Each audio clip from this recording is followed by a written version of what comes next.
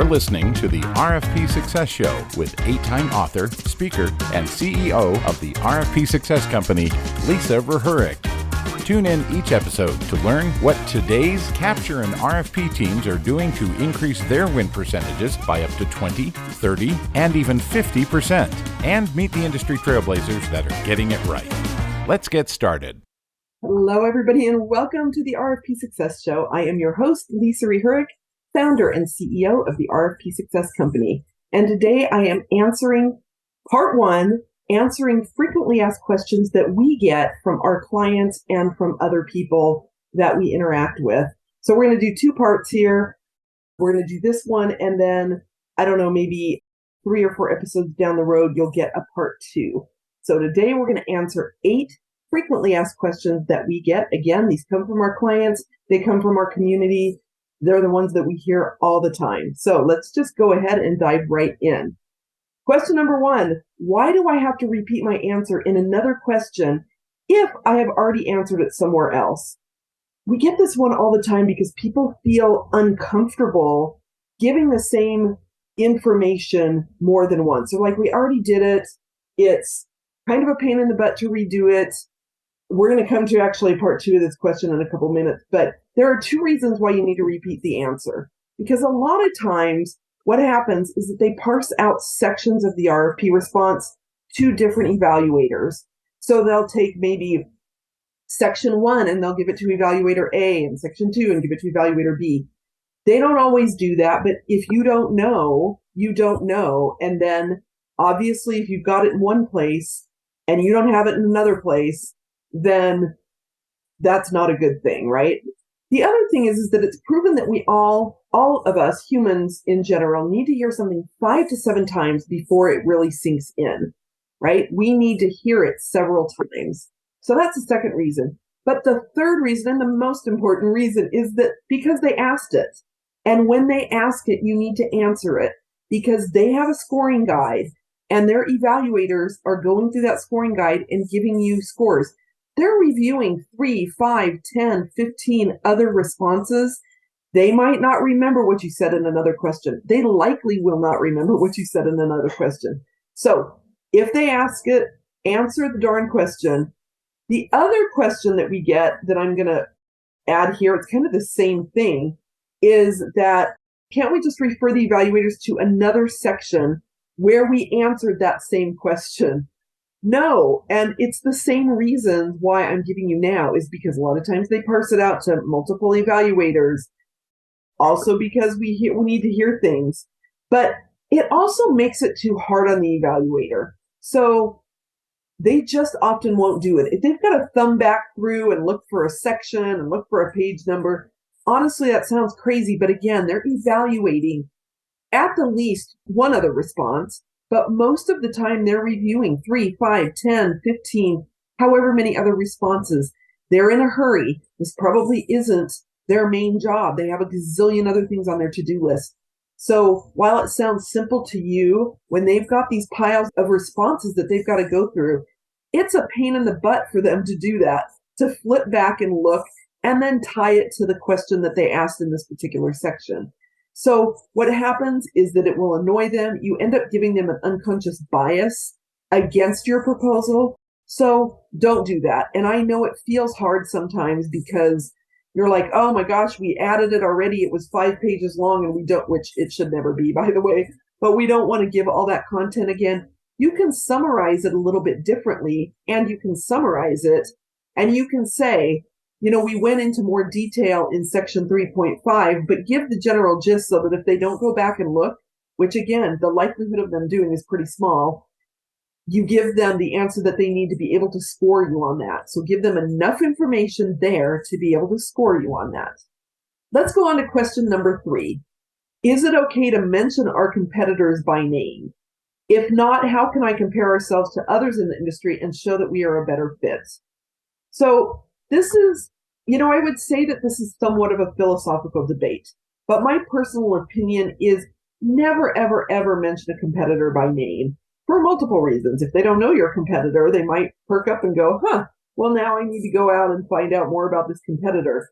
But mostly it just makes you sound cheap. It makes you sound petty. it makes you sound defensive. And you don't want to sound offensive in your response. You want to be on the offense, right? You want to be confident and sharing your information confidently that you have the answers and that you are the best one. If you've got the right value proposition in there, your competitors really probably shouldn't matter. So in the part of this question where we get the how can I compare ourselves to others in the industry and show that we're a better fit, just show how great you are. Show your value proposition. Talk about the things that you do. You can say something like, we are the only ones in our industry that do X, Y, and Z. And we have been told that we're the top in our industry in X, Y, and Z. So say things like that. It keeps you above board. It doesn't make you sound petty. And again, kind of that unconscious bias that sometimes comes in if you're ripping and railing on somebody else, it just isn't a good look. All right, let's move on to question number 4. Why should I be repetitive on key win themes?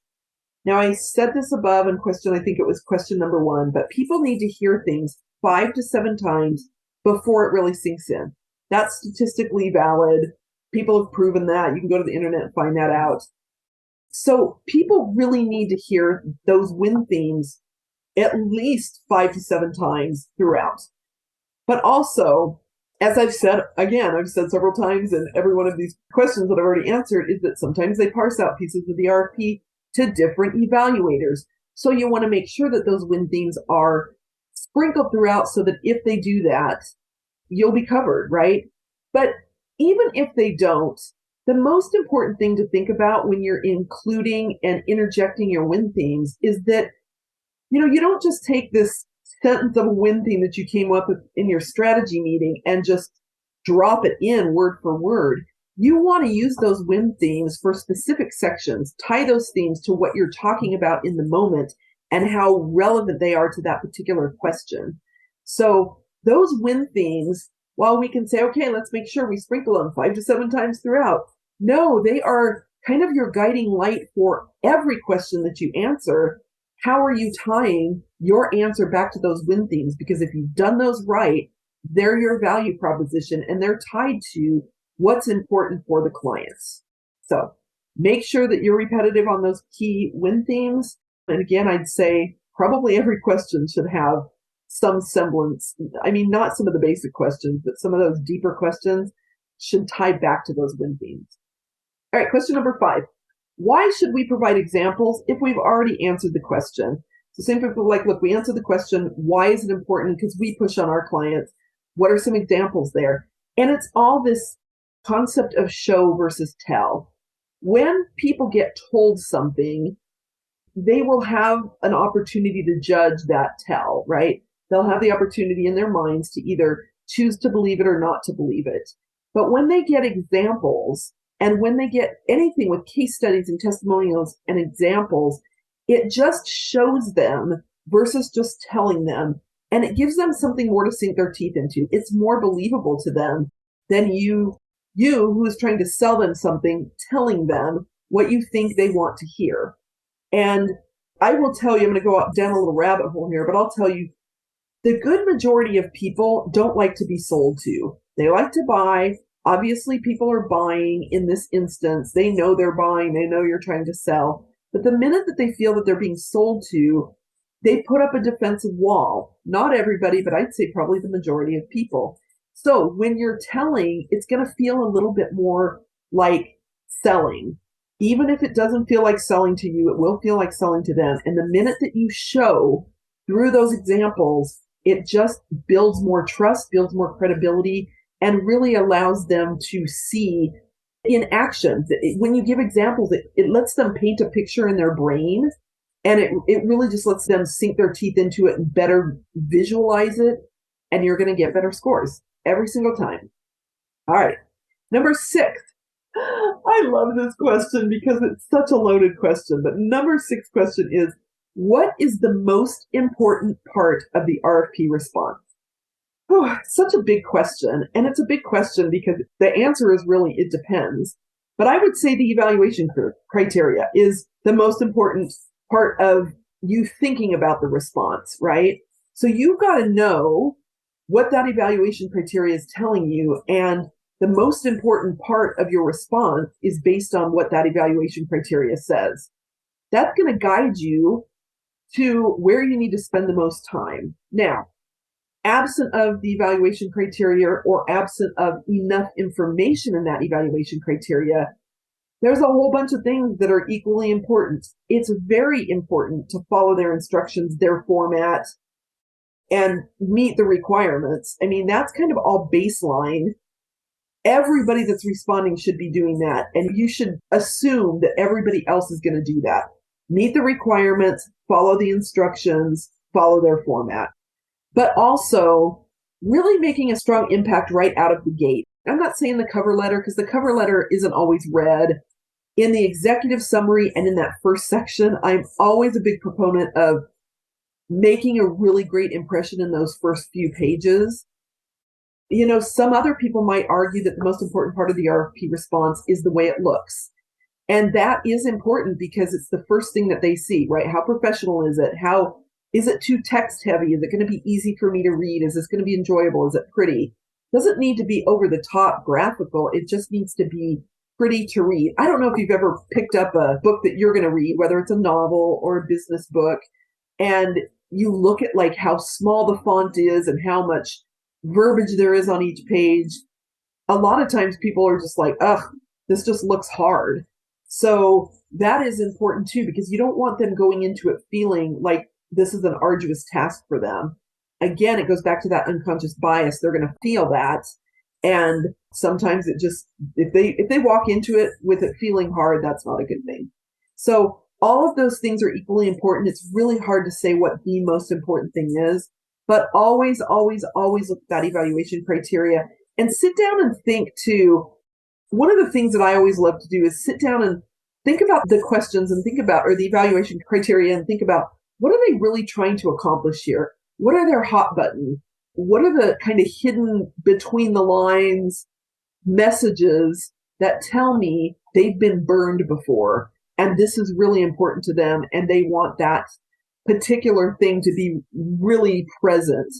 And then that becomes very important in your response. So it's a lot of things. I know that doesn't specifically answer the question of what is the one thing, but all of those things are very important. All right. We are almost done. We are on the last two questions. Question number 7. Why do we have to summarize our approach in the executive summary if we already explain it in the response below? Well, look, the executive summary, I mean, the whole purpose of an executive summary is to be basically a Cliff Notes version of the response. You will have some people that just read the executive summary. This tends to happen at the higher levels, you know, a department head, an agency head, maybe somebody that's not super technical. They just read the executive summary. You want to make sure that you summarize the key points. And if that's all they read, that they walked away feeling like, okay, I think these guys can do this, and I think that they'd be a great option for us. It's also a great way to really summarize the why you. It's a great way to make that first impression of why you, positioning yourself for the win in that executive summary. So a lot of times people just dial in that executive summary. Now I'll tell you, I know people that don't ever read the executive summary. So it feels sometimes like, oh, why do we even have to write this if they're not going to read it? The problem is you just don't know, right? You just don't know who's going to read it, who's not going to read it, and who's only going to read that. So you need to make sure that it summarizes. Again, think of it as a cliff note of your response. Okay, it shouldn't give information that you don't have elsewhere in the response at all. Now, last but not least, does it really matter if we don't meet all of the requirements but are pretty good in delivering on most of them? It's a little bit of an it depends answer. But look, we always want our clients to meet all the requirements because you want to get the maximum number of points you can get. That's what's going to get you the win. And you can't rely on, well, hopefully our competitors are maybe missing here and missing there. You want to go all in, you know, but in actuality, you may be able to get away with it. And it largely depends on that evaluation criteria. How much weight will be put on that requirement? So I've seen it work before where we had a client that had a minimum, the RFP had a minimum requirement for small diverse business participation. The company didn't have the requirement. They still bid and they won because they felt pretty strongly that they knew their competitors super well. They felt really strongly that their competitors, their two main competitors, would not get that requirement either. And so there was a lot going on there, right? They had really strong response everywhere else. They had super strong knowledge of their competitors. And in that particular situation, they chose to bid and they won. They still won. But it also wasn't even part of the evaluation criteria. It's kind of one of those nice to haves, right? This is fine. Like, this is an extra bonus points, basically, if you've got this. But we've also seen others that leave out a requirement and lose because of it. And of course, you don't want that. If they're asking for a specific type of experience and you're like, well, we don't have that, but we're close, you better know how to write to that to make it sound like it's going to be okay without that experience.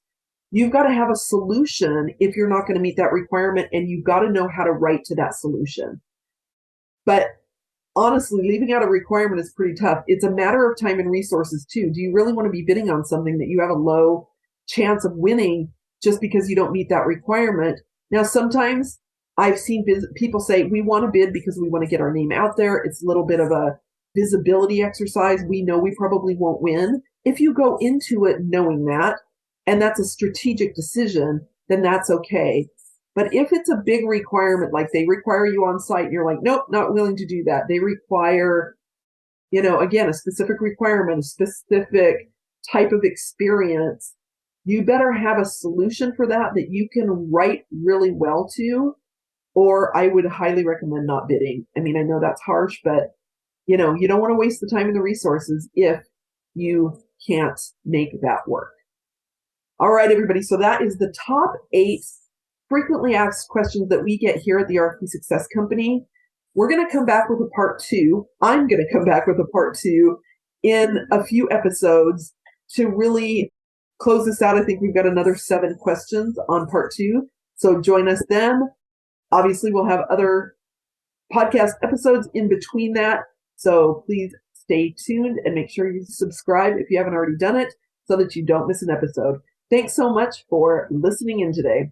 This has been another episode of the RFP Success Show with Lisa Rehurick, 8-time author, speaker, and CEO of the RFP Success Company. Thank you for joining us. If you have feedback on today's episode, email us at podcast@rfpsuccess.com. No matter your business size, industry, if you have an in-house RFP team, or need outside support, the RFP Success Company helps increase RFP win ratios by 10, 20, and even 50%. Learn more at the rfpsuccesscompany.com.